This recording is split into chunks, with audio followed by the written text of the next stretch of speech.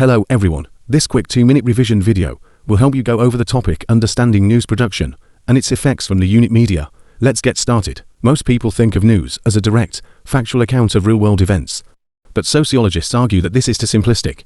Instead, news is socially manufactured, meaning it's shaped by decisions made behind the scenes. News production involves gatekeepers, like editors and journalists, who decide what gets reported.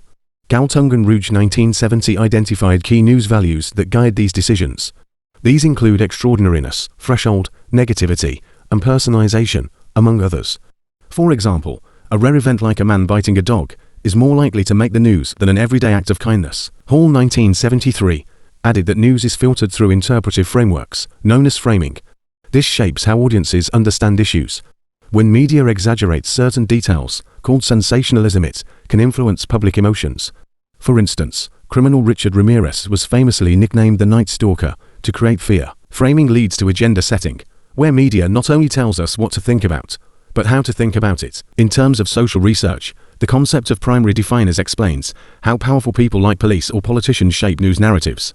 According to the Glasgow University Media Group GUNG, in Bad News 1976, journalists often share the conservative worldviews of the elite, influencing how news is presented. GUMG's Bad News from Israel, 2004, highlighted how UK media coverage of the Israeli-Palestinian conflict was biased.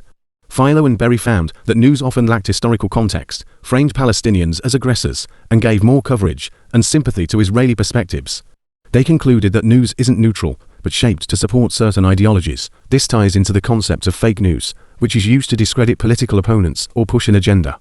For example, during the Trump-Clinton election, false claims about Clinton supporting ISIS were used to damage her reputation. Fake news is dangerous because it spreads misinformation and erodes public trust in the media.